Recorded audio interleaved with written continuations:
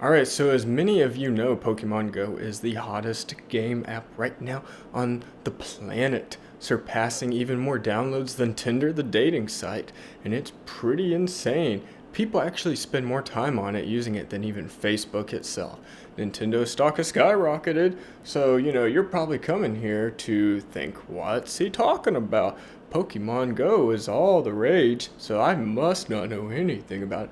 Well, if you're new, then I'm going to teach you some little tiny tips and tricks, and if you're advanced, maybe you'll learn something new.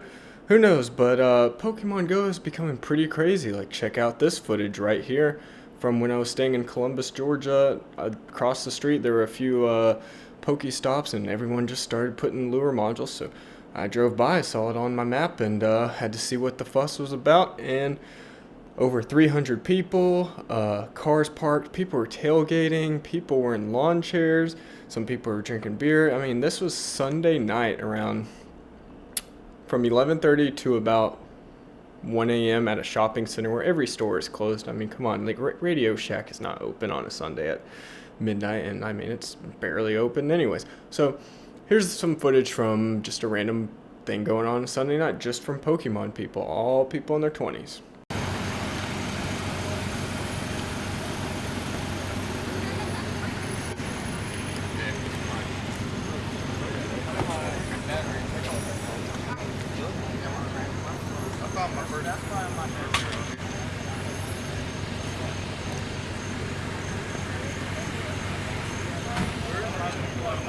My best smile. Under.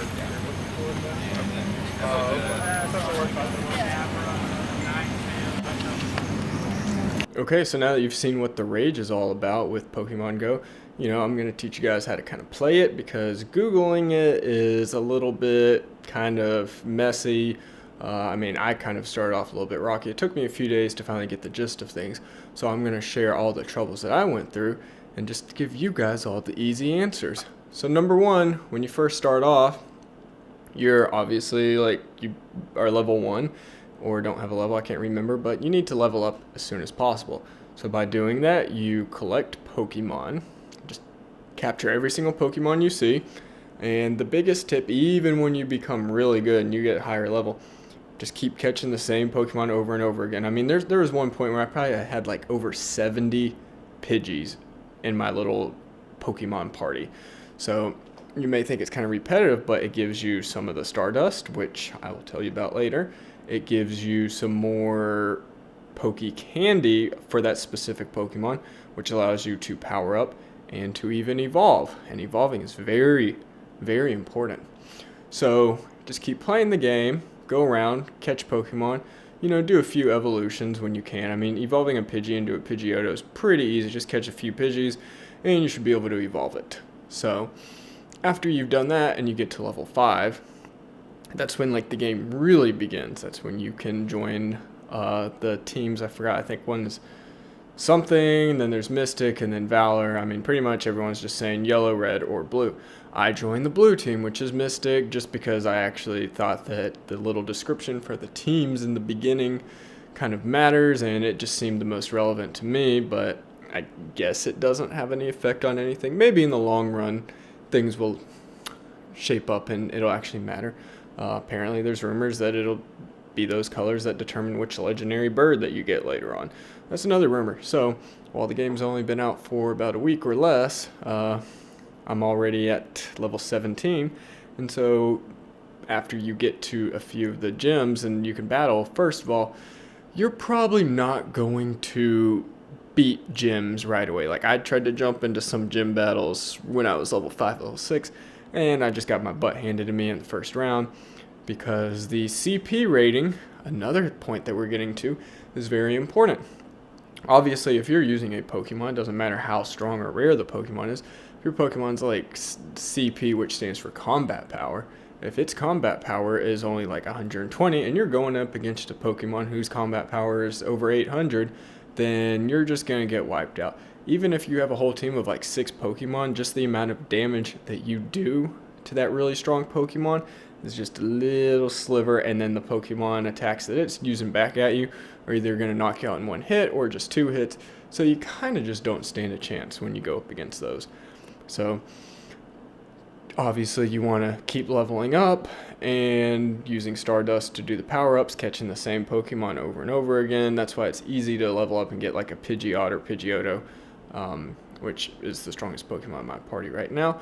And when you also level up, the Pokemon that you see in the wild are going to be higher levels. Like I just caught a wild Pinsir, just a wild Pinsir. I was actually on the toilet taking a poop, and I was just looking at my phone, and I was like, oh, I was going to do some upgrades, and it said there was a Pinsir, and I was like, what? And boom, it appeared. I'm in the toilet in the dark pretty much because my light was out, and it was level 700, and the CP was 761. I was like, holy crap. So I pulled out a Great Ball, which you get at level 12, so another reason to level up, because then you can get better items like Super Potions, Hyper Potions, and Great Balls, and eventually Ultra Balls.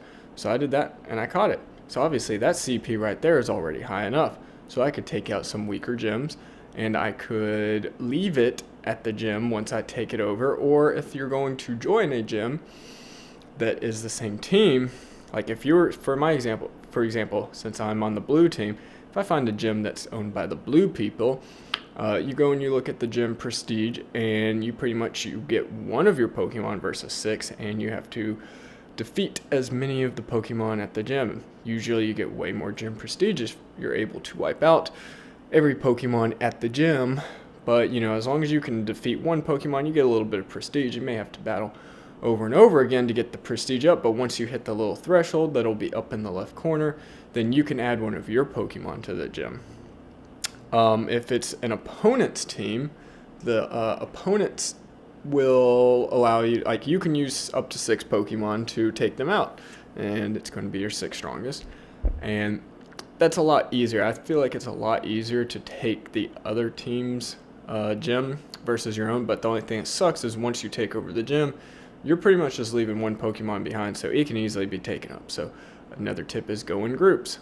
Sadly, I don't really have that many groups of people to go with, so my gyms get taken over pretty fast. The most gyms I've held at one time is about 7 or 8, but you can't collect your free coins and Stardust until after about a 21-hour period.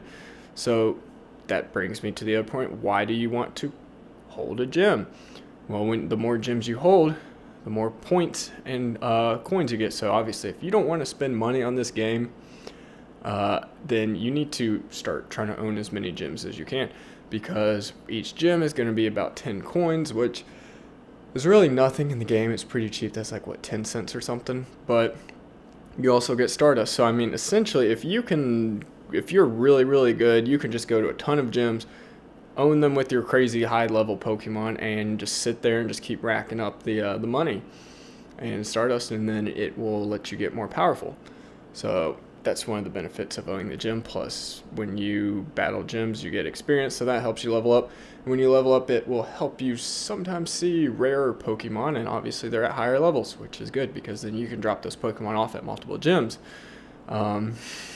Because you can't have your Pokemon with you when it's at a gym, so then you have to battle gyms with your other Pokemon. So the biggest advice right there is don't leave your strongest Pokemon at a gym, because then you're not going to have him until someone else defeats him.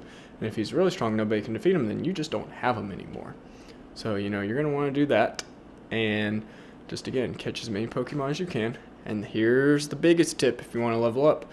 A lot of you will already have Lucky Eggs, hopefully after a few levels. So with the Lucky Egg, all of your experience is doubled. So it's only for 30 minutes, and this is where it gets really, really, really crucial. You're going to hopefully go to a Pokestop, because it'll refresh and you'll be able to get some items. Set up a lure module, because that will actually work a little bit better than incense, in my opinion. And you may be able to socialize with some other people that will pop up at the spot, which I've noticed has happened a lot. I could be in the middle of nowhere, lure module, and then cars just pull up next to you. So you're going to go there, hit your Lucky Egg, and start catching every single Pokemon you see, because they're all going to be double experience. And hopefully before you use the Lucky Egg, you had a whole bunch of Pokemon waiting to evolve. And evolving is where you get a ton of experience. So, just turn a whole bunch of Ratatats into Raticates, or a whole bunch of Pidgeys into Pidgeottos, and just keep doing that over and over again. You should be getting 1,000 to 2,000 experience points right there.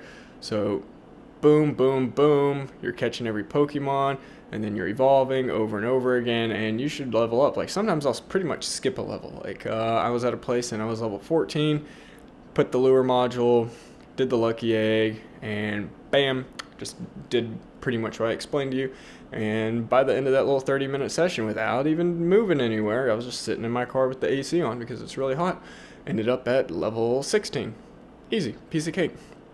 So that's how you do it. And also, if you're trying to look for Pokemon in the corner, you have the little footsteps, and 1 step means they're closer, 2 steps is a little bit farther away, 3 steps they're really far, and it's really hard to see where they are because if you move too far, they disappear off the map, and they're just at a huge wider range. So really sucks when they're 3 steps away, and Incense doesn't really bring the super rare Pokemon that are 3 steps away from you. So don't be wasting it on that. Only use your Incense if like you're really serious about doing something. And to hatch eggs, obviously you gotta walk. If you try to drive somewhere, it doesn't work because it tracks the miles per hour that you're going. So get out there, get active, and go and try to catch them all. Take as many gyms as you can, and just have fun and post your screenshots all over social media like everyone else if you want to be cool. And the biggest thing is just, I guess, leave a comment and say your most bizarre story. Like if you had to sneak into somebody's backyard, which I advise you don't. Like if you really have to go somewhere, knock on the person's door. At least like let them know. Don't be breaking any laws, kids. Don't be hopping over fences at water towers. At least go up next to the fence. Don't do any trespassing. Don't do it and drive. Typically, go with a group of friends because then you'll have lookouts right like that. And so leave a comment saying your favorite and craziest Pokemon story that you like, or just comment and say which your favorite Pokemon that you've caught so far or seen has been, and any just wild experiences. And subscribe.